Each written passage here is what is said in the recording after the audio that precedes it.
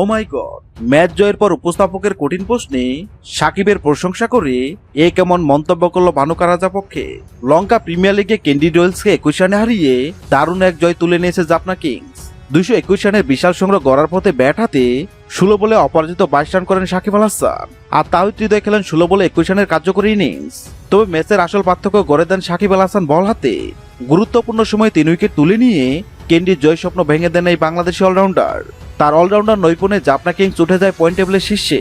Match শেষে উপস্থাপকের কঠিন প্রশ্নে ভানুকা রাজাপক্ষে বলেন, সাকিব আল হাসান শুধু একজন অলরাউন্ডার নন, তিনি বিশ্ব ক্রিকেটের অন্যতম সেরা ম্যাচ উইনার। আজকের ম্যাচে ব্যাট হাতে গুরুত্বপূর্ণ রান করার পর বল হাতে যেভাবে 3টি বড় উইকেট নিয়ে ম্যাচের মোড় ঘুরিয়ে দিয়েছেন, সেটা আমাদের জয় সবচেয়ে বড় কারণ। তিনি আরো যোগ করেন, এমন একজন অভিজ্ঞ ক্রিকেটারকে দলে পাওয়া যে কোনো অধিনায়কের জন্য সৌভাগ্যের। চাপের মধ্যে সাকিব সবসময় শান্ত থাকে এবং জানে কিভাবে ম্যাচ জিতাতে হয়। ড্রেসিং রুমে তার উপস্থিতি আমাদের আত্মবিশ্বাস কয়েকগুণ বাড়িয়ে দেয়। সত্যি বলতে তাকে দলে পেয়ে আমি ভীষণ খুশি।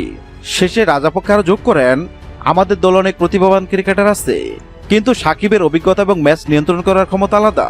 আজকে জয় তার অবদান সবচেয়ে বেশি। আশা করি টুর্নামেন্টের বাকি ম্যাচগুলোতেও সে একইভাবে দলকে নেতৃত্ব দিবে এবং ম্যাচ জয়ে বড় ভূমিকা রাখবে।